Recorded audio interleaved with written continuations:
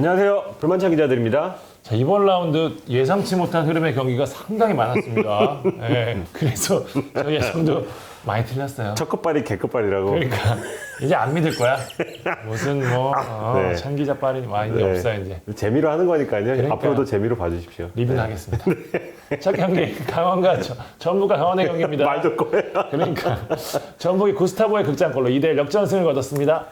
결과 예측이 저희가 많이 틀린 건 인정하는데요. 내용 예측은 나쁘지 않았습니다. 이 그나마 경기도 위안. 네, 그나마 위안을 하자면 전북이 후반에 찍어 누를 것이라고 얘기를 했는데 그 말 그대로였죠. 어수선한 상황에서 김대원에게 선제 실점을 하고 교체 자원인 김보경, 구스타보의 연속골로 2대1 역전승을 했습니다. 김보경이 MVP 탔던 2년 전 그때와 비교했을 때 몸이 하진 않아도 터치나 감각면, 득점 장면 보셨잖아요. 살짝 뒤로 공을 흘리고 왼발슛 하는 장면을 보고 김보경은 김보경이구나. 그럼요. 그게 클래스죠. 클래스죠. 네. 보여줬고요. 상대 골키퍼 실수가 99%라고 하더라도 구스타보의 높이도 분명한 무기란 걸 새삼 확인을 했습니다. 어쨌든 간 이마에 맞춘 건 구스타보거든요. 그 전에도 그런 장면이 있었고요. 나 미국 월드컵 때 최영일의 실수가 생각이 났었어요. 너무 아재 아니야? 얘를 홀란드로 들어줘, 홀란드. 네. 아쉬운 점도 있었습니다. 후반에 찍어 누른다. 이게 저는 전북의 강점이다 약점이라고 보는데요. 작년에도 유독 후반전 득점이 많았거든요. 근데 올해 3경기 5골 모두 후반 10분 이후에 나왔습니다. 그렇네요. 그중 후반 30분 이후 득점이 4골이에요. 네. 작년에 한교원 기자회견에서도 제가 물어봤는데 전북 선수단 내에서도 그런 분위기가 있다 그래요. 우리는 경기 치르다 보면 점점 시간이 갈수록 우리가 집중력이 높기 때문에 우리가 이길 수 있다. 근데 이게 너무나 강하게 인식이 좀 박혀 있는 게 아닐까. 경기력적인 측면에서도 잡을 팀을 확실히 잡아야 되는데 그게 안 됐다는 점은 조금 아쉬운 대목이라고 볼 수 있습니다. 이게 너무 지금 오래 가고 있어요. 모라이스 감독 시절부터 계속 이어지네요. 그렇죠. 좋게 포장하면 위닝 멘털리티라고 할 수 있지만 그렇다고 해서 경기력이 좋다고는 확실히 볼 수 없고 강원 같은 경우에는 시즌 초반에 준비도 준비지만 약간 좀 악재가 좀 있는 것 같아요. 부상도 좀 나오고 있고 퇴장도 나왔고 첫 경기에서 너무 심한 데미지를 입은 여파가 계속되면서 지금 3패째를 당했습니다.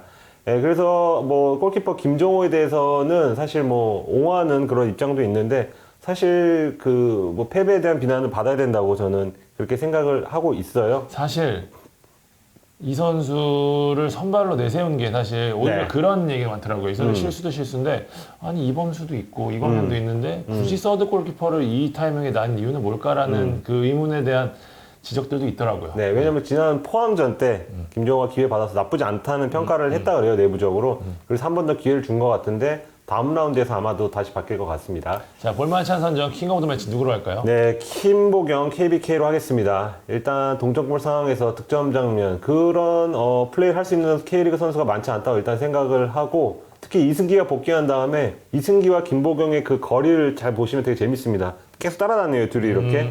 근데 뒤에 이승기가 있으니까 김보경도 조금 더 공격적인 재능을 펼치고 있습니다. 그래서 쿤이 한교원이 부상에서 돌아오기 전까지 김보경이 역할이 굉장히 중요하다고 할 수 있습니다. 네, 두 번째 경기는 울산 인천전이었습니다. 울산이 3대1로 승리를 거뒀습니다. 자, 울산의 기세가 대단히 무섭습니다. 네. 3연승 달리고 있는데 울산 상승세 주역이 3명이에요. 네. 이동준, 윤빛가람, 조현우. 이날도 이 3명이 맹활약을 펼치면서 승리를 가져갔는데요. 이동준 이날 측면이 아닌 중앙 공격수로 출전해서 1골 1도 몰렸습니다. 개인적으로는 스털링이 가운데 설 때 느낌이라는 비슷한 걸 받았어요. 이동준이 단연 밝은 활약 펼쳤는데 사실 냉정하게 말해서 저는 이동준이 이 정도까지 선수라고 생각하지 않았어요. 저희도 개막 프리뷰 때도 얘기를 했었지만 이동준이 전북에 밀릴 수 있는 이런 얘기 했었잖아요. 네, 카드였죠. 네. 울산이 3명이나 좀 데려온 게 무리가 아닌가 싶었는데 지금까지는 확실히 판단이 있습니다. 부산에서 뛸 때 완전히 다른 선수예요. 침투, 돌파, 여기 마무리도 되고 전반 5분 VR로 무산됐던 그 골 있죠. 환상적 오른발과 맞차기. 이동준이 지금 어떤 수준의 선수인지를 보여줄 수 있는 장면이었습니다. 윤빛가람은 완전히 물이 올랐고요.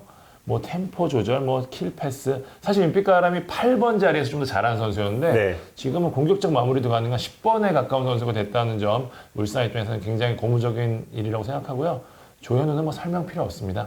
저는 지금 유럽에서 뛰어도 손색이 없다. 이렇게 얘기하고 싶고요. 사실 울산 수비가 약간 불안하잖아요.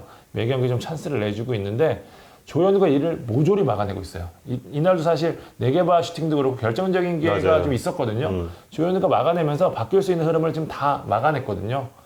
모 전문가가 사견을 전제로 저한테 이런 얘기 하더라고요. 울산이 지금 좋기는 하지만 이 세 선수의 비중이 너무 크다라는 얘기를 하는데 저는 이야기가 좀 설득력이 느껴질 정도로 좋게 말하면 세 명이 진짜 절정의 폼이고 나쁘게 말하면 울산도 약간의 이 선수들이 좀 폼이 떨어질 경우에 대한 불안 요소가 있다라는 설명 좀 하고 싶고요. 근데 3명인 건 크네요. 원래 1명 정도가 좀 그러니까요. 3명이니까 네. 잘할 수밖에 없는 3연승. 네. 인천이 지기는 했지만 나쁘진 않았습니다. 제가 첫 경기부터 조직력 이야기를 했었는데 조직적으로 확실히 틀을 갖췄고 수비 실수로 2번의 페널티킥을 내주기도 했지만 조직적으로 확 무너진 장면은 없었어요. 개인의 실수가 좀 있었던 거고 여기 예년에 비해진 게 특히 공격적 운영이 좀 좋아졌어요. 울산을 상대로도 물러서지 않고 맞서고 조성 감독도 경기 후 인터뷰에서 3백 안 쓴 이유가 있다 뭐 이런 얘기 하더라고요. 그러니까 단순히 맞선 게 아니라 공격적으로 나갈 때 속도가 괜찮아서 울산을 상대로도 충분히 좀 위력적이었다는 거 득점 찬스도 만들어냈고 득점도 기록했고 무고사가 정상 가세할 경우 인천은 정말 해볼만 할 것 같다라는 생각도 좀 들었습니다. 네. KOM은 누구로 할까요? 이동준 해야죠. 네. 이 경기는 이동준입니다. 사실 홍명보 감독 입장에서는 모험이었을 것 같아요. 이동준이 완벽하게 역할을 소화해주면서 이날은 특히 뭐 매 경기 좋았지만 특히 더 좋았고 어쩌면 개인적으로는 이 자리가 조금 더 이동준을 활약을 극대화시킬 수 있는 자리가 아닌가라는 생각이 들 정도의 활약이었습니다. 홍 감독도 혹시 이동 주니어라는 그런 별명을 들은 게 아닐까. 동준아, 너 주니어라는데? 근데 1골 1도움으로 보답을 했습니다. 네, 세 번째 경기는 제주 포항전입니다. 제주가 1대0으로 이겼습니다. 제주 심상치 않아요. 네. 제가 지난 프리뷰에서 포항이 처음으로 임자 만났다고 했는데 예상대로였습니다. 남기일의 수비 축구가 김기동의 공격 축구를 완전히 지워버렸습니다. 전반에 보여준 압박은 정말 무서울 정도였어요. 진짜 개인적으로 이날 전반의 경기력을 계속 유지할 수만 있다면 우승?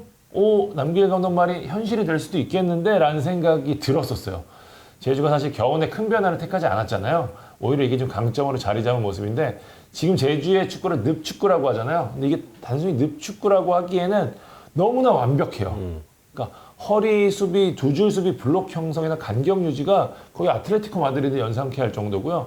전방으로 압박을 하는 상황에서도 뭐 중구난방으로 들어간 게 아니라 이 선수 여기 들어가면 반대쪽 어떻게 커버 들어가고 이런 게 너무 완벽하게 준비가 돼 또 있어요. 빠르더라고요. 네. 네. 그러니까 조직적 형태로 움직이면서도 뒤쪽 형태가 유지가 되니까 상대 입장에서는 당연히 당황할 수밖에 없고 이날 제주는 정말 완벽한 수비력으로 포항에게 제대로 된 슈팅 한번 허용하지 않았고요. 여기 정원의 그림 같은 중거리 슛. 서로 전반 리드를 잡았습니다. 후반 압박 강도가 좀 떨어지긴 했지만 엄청난 수비력을 이어가면서 리드를 끝까지 지켰고요. 뭐 남길 감독 적절한 선수 교체를 통해서 뭐 체력도 좀 유지를 했고 포항이 정말 아무것도 못했다고 해도 과언이 아닌 경기였습니다. 남길 감독이 사실 선수들을 극한까지 몰아붙이는 스타일이에요. 그래서 힘들어하는 선수들도 있었죠. 네. 그러니까 이동률 교체하는 장면에서 딱 나타났는데 자기가 주문한 플레이를 잘 이해하지 못하잖아요. 그럼 가차가 없어요. 그러니까 이게 다시 말해서 뭐냐? 남길 감독이 있는 한 제주는 지금 형태가 끝까지 유지될 가능성이 높다는 얘기예요. 상징적인 장면. 내 축구에서 뛰려면 너네는 이렇게 해야 된다. 안 그러면 너네 못 뛴다라는 걸 다시 한번 보여준 거거든요. 물론 공격에서는 여전히 개선점이 좀 있기는 합니다. 아직 외국인 선수들이 제대로 가세하지 않았고 자와다 선수는 제가 볼 때는 조금 득점적인 면에서 조금 아쉽지 않을까 싶은 모습을 좀 보였었는데 어쨌든 이들이 완벽하게 가세를 할 경우 제주는 지난 시즌에도 수비가 세팅된 후에 중반부터 공격력이 살아났거든요. 역습 상황에서 완성도만 높이면 제주는 올 시즌 다크호스로 좀 손색이 없을 것 같고요. 포항은 좀 잇몸 축구의 한계가 나온 게 아닌가 좀 싶습니다. 하창래 군입 때 빠지면서 가운데에 대한 불안감이 생겼고 역시 전문 공격수가 없다 보니 제주처럼 아주 강력한 수비력을 갖춘 팀을 상대로는 역시 버거울 수밖에 없었습니다. 김기동 감독이 지략만으로 좀 분위기를 바꿀 수 없었고요. 또 체력적 부담도 있었던 게 강릉 원정 갔다 바로 제주 원정 가는 게 굉장히 어렵거든요. 김기동 감독도 뭐 개인적으로 좀 불만을 토로했다고 하는데 저는 이 경기 보면서 약간 김기동 감독이 물론 잘하고 계시지만 이호재를 좀 빨리 넣었으면 어땠을까 하는 생각이 좀 들 정도로 왜냐면 제주가 워낙 수비가 좋았으니까 다른 옵션, 높이와 힘을 더해주는 게 어땠을까라는 생각이 좀 들기도 했는데 어쨌든 포항은 역시 크베시치 그리고 타쉬가 들어오기 전까지 어떻게 버틸지가 핵심이라는 게 이 경기를 통해서 다시 한번 드러났습니다. KOM은 누구로 하겠습니까? 이창민 했습니다. 이창민, 정원하려고 그랬는데 제주 관계자랑 얘기를 해도 항상 이창민 선수 칭찬을 해요. 제주 전력에서 제일 중요한 선수다. 주장이고 또 공수 연결을 하고 또 두드러지진 않지만 제주가 좀 톱니바퀴 같은 조직력을 유지하는데 가장 그 역할을 잘하는 선수거든요. 그렇기 때문에 이날 뭐 완벽한 엔진 역할을 했다는 점에서 이창민 선수 꼽았습니다. 저는 한 번씩 때리는 중거리 슛이 약간 분위기를 바꿔주는데 중요한 역할을 좀 하더라고요. 옛날 신태용 감독이 네. 이창민 선수 뭐 돼지? 돼지발 대표, 돼지발. 근데 뻥뻥 나가니까 엄청 막 똥발, 돼지발 막 그랬잖아요. 그러니까 네. 그때는 되게 단점이라고 생각했는데 보완을 해서 지금은 날카로워졌습니다. 네. 자, 네 번째 경기 성남 서울전입니다. 성남이 의외로 1대0 승리를 거뒀습니다. 네, 저희뿐만 아니라 예측을 하는 많은 분들이 이 경기가 좀 부러졌지 않았을까 이렇게 예상을 한번 해봤는데요. 그 정도로 분위기는 서울이었습니다. 근데 결과는 달랐고요. 이 경기 한 줄로 요약하자면 넣을 때 못 넣으면 먹는다입니다. 격언이야 이건 진짜. 네, 무조건이야 무조건. 서울은 확실히 전반에 상대의 강한 압박에 고전을 했습니다. 근데 후반에는 확실히 밀어붙이는 양상이었어요. 일찌감치 양날개인 조용욱과 박정빈을 공격적으로 투입한 효과였는데요. 여기에 나상호가 떠먹여준 공을 박주영이 문전 앞에서 어이없이 놓치고 아버지. 다리가 꼬이었더라고요. 네. 그리고 기성용의 중거리가 골대에 맞고 그러니까 수원FC전에서는 쉽게 들어가던 골이 이날은 참 안 들어간 그러니까 그런 축구가 신기해. 신기합니다. 예. 안 되면 또 안 돼. 이런 날이었습니다. 네. 되게 이런 양상의 경기에선 상대에게도 이제 기회가 또 돌아오거든요. 그런데 이제 성남이 놓치지 않았습니다. 후반 40분 스로인 상황에서 박스 안에 있던 기성용 팔에 공이 맞으면서 VAR 끝에 페널티가 선언이 됐고 이것을 물리치가 넣으면서 성남이 3라운드에서 시즌 첫 승을 거뒀고 서울은 3경기에서 2패째를 당했습니다.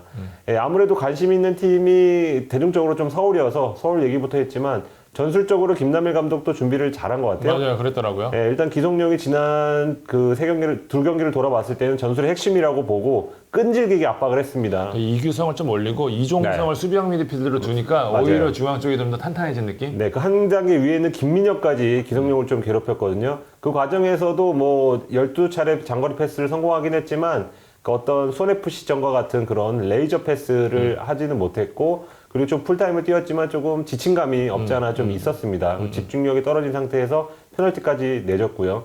성남도 물론 이긴 했지만 보완점이 있습니다. 예, 개막고 3경기에서 아직 필드골이 없거든요.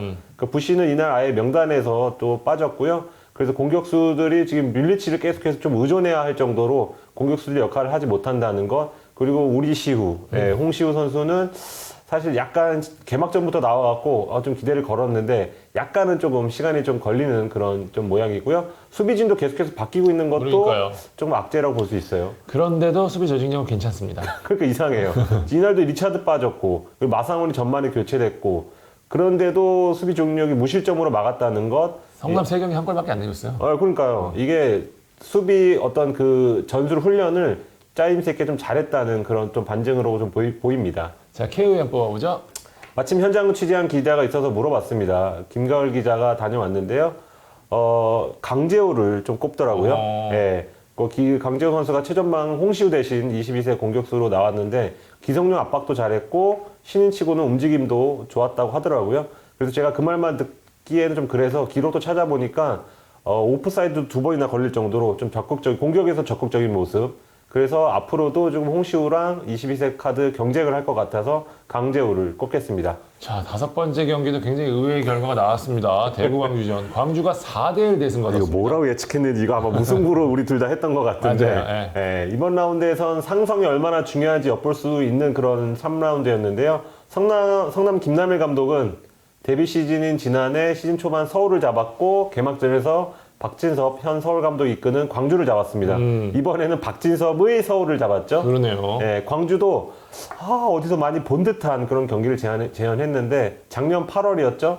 대팍에서 대구를 6대4 그러네. 스코어로 잡았습니다. 그 이후에 첫 대팍 지금 방문인데 이 경기에서 또 4골, 2경기 10골. 대구만큼 우리가 잘 잡는다. 홈에서는 우리가 다치지만 최근에는 그 대팍 원정에서 우리가 뭐 잘한다 이런 걸 좀 보여줬고 이른 시간 그때도 그랬지만 이번에도 이른 시간 선제골 내줬지만 빠르게 따라잡았습니다. 김주공이 첫 터치가 좋았어요. 그래서 시즌 첫 골을 넣었고 15분 뒤에는 김종우가 진짜 모드리치 같았어요. 이거는 예, 수비수를 달고 약간은 그 페이크를 한번 준 다음에 골문 구석을 찌르는 날카로운 중거리 슛으로 득점을 했습니다. 뭐 두 골 모두 굉장히 그 퀄리티가 있었고 대구 반격도 거셌지만 안용우라던가 세징야 김진혁 슛이 빗나가거나 윤보상에게 막혔고 다시 한번 흐름이 그 광주 쪽으로 넘어갔는데 아무래도 펠리페 효과라고 봐야 될 것 같아요. 맞아요. 예, 펠리페가 후반 중반에 투입된 다음에 다시 한번 광주가 좀 기세를 몰아붙였고 마지막 10분 남겨두고 이한도와 엄원상의 골이 나왔습니다. 특히 엄원상도 골도 골이지만 저는 엄지성의 어떤 드리블이나 탈압박이나 슈팅을 보니까 이 선수가 대단하다. 지금 2년 주기설이라고 좀 돌고 있더라고요. 2017년 나상호, 2019년 엄원상 데뷔, 그리고 이번에 2021년 엄지성. 셋 다 금호고 출신의 순박한 외모에 좋은 측면 공격수에 좋은 실력을 지니고 있습니다. 반면에 대구는 지금 3경기 연속 골은 김진혁의 어떤 진가가 좀 빛이 좀 발하고 있죠. 예, 수비가 흔들리면서 수비가 지금 2배씩 골을 먹고 있어요. 첫 골, 한 골, 2골, 4골. 그래서 지금 죽음의 4연전이 기다리고 있는데 고민이 점점 커질 것 같습니다. KOM 보겠습니다. 김종우로 하겠습니다. 2라운드에서 울산전에서도 플레이가 굉장히 좋았는데 이거 뭐지? 반짝인가? 이런 생각했어요. 근데 이 경기를 통해서 확실히 올라섰구나. 예, 진짜 지단 놀이를 하기 시작했고요. 지금 현장에서 본 많은 분들의 평가가 공격도 공격이지만 수비 가담까지 정말 올라운드 플레이어가 됐다는 그런 호평이 쏟아지고 있습니다. 앞으로도 김종우 주목해 볼 만할 것 같습니다. 마지막 경기는 이번 라운드에서 가장 큰 관심을 모은 수원 더비. 결과는 0대0 무승부로 끝났습니다. 제가 현장 다녀왔는데 네. 이게 사실 그 더비라서 좀 시끌벅적하고 막 이래야 되는데 이 코로나 때문에 진짜 아쉽다 이런 생각 많이 했고요. 경기로 들여다보면은 김동인 감독이 준비를 굉장히 잘했습니다. 수원 맞아요. 장점이 뭡니까? 김민우, 고승범, 한석정으로 이어진 쓰리미들. 여기를 잘 제어했어요. 선발 라인업 변화를 줬는데 라스, 김준혁, 김상원을 놓고 센터백으로 쓰는 김건웅이 수비형 미드필더로 올라왔거든요. 전술적으로 4-3-3에 섰는데 김건웅이 수비 시에 센터백 사이로 들어가서 3백 형태를 만들었는데 이게 먹혔어요. 그러니까 라스와 김준영이 1차적으로 한석종의 빌드업을 제어를 했고 김건웅이 가운데 서서 김민우나 고승범이 가운데로 못 들어오게 침투를 적절하게 막았거든요. 그러다 보니까 김민우, 고승범이 좌우 측면으로 벌어졌고 그 좌우로 벌려진, 왜냐 김건웅이 내려갔으니까 센터백이 벌어지고 좌우 풀백이 이제 5백을 형성을 하니까 측면으로 간 김민우, 고승범, 이기재, 김태환의 오버래핑까지 숫자 싸움에서 밀리지 않고 막아낸 거예요. 이 작전이 완벽하게 통하면서 수원은 전반 단 한 개의 슈팅도 때려지 못했고 수원FC는 슈팅을 6개나 때렸습니다. 이거 확실히 라스가 들어가면서 좀 버텨주니까 공격이 좀 나아진 모습이고. 그러니까 저 서울전 현장에서 보니까 이게 좀 아쉬웠어요. 차라리 라스를 좀 그러니까요. 넣었으면 했습니다 그때. 수원이 이대로 주저하지 않고 박건하 감독도 지략이 있어요. 5-3-2에서 스트라이커를 하나 빼고 허리 숫자를 넣은 5-4-1 전형으로 나가면서 살아났는데 김민우, 김건희 결정적인 슈팅이 아쉽게 득점으로 이어지지 않았고요. 수원이 살아나면서 1진1퇴의 공방을 이어갔는데 끝내 득점을 만들지 못했습니다. 수원은 이제 승점 1점이 고무적이라고 했는데 안 졌다 하면서 만족을 했고 수원FC는 오히려 좀 이길 수 있었는데 하면서 좀 아쉬워하더라고요. 수원은 확실히 백업이 없다 보니 주전들의 의존도가 높다는 약점이 실제 전반에는 체력적인 부담을 느끼는 모습이 있었거든요. 이 부분이 확실히 약점인 것 같고 수원FC는 이날 좀 해법을 찾았다는 점에서 좀 긍정적인 부분이 있을 것 같아요. 여튼 어쨌든 두 팀의 고민은 뭐냐? 마무리예요. 그래서 문제가 될 것 같은데 수원은 3경기에서 2골에 그치고 있고 수원FC는 한 골도 그나마 페널티킥이거든요. 결정력을 어떻게 올리느냐가 앞으로 관건이 될 것 같습니다. 이 경기 최우수 선수를 누구를 꼽겠습니까? 김건웅 하겠습니다. 네. 김준영 선수와 굉장히 고민을 했는데 김건웅이 전술을 기본적으로 소화를 잘했기 때문에 이 틀이 완성된 것 같고 그 다음에 사실 이 김준영 선수, 그 다음에 왼쪽에 있는 김상원 선수가 이날 경기 약간 불안 요소였는데 김건웅 선수가 커버를 워낙 잘해줬기 때문에 이 전술이 잘 먹혔다는 점에서 이날 언성 히어로가 아니었나 싶습니다. 네. 자, 내일은 4라운드 프리뷰로 찾아뵙도록 하겠습니다. 이게 숨가쁩니다. 네. 저희도 정신이 없습니다. 그러니까요. 제가 기사 쓰다가 3라운드를 2라운드라고 실수한 적도 있습니다. 착각하지 않고 더 집중을 하겠습니다. 지금까지 볼만찬 기자들이었습니다. 감사합니다.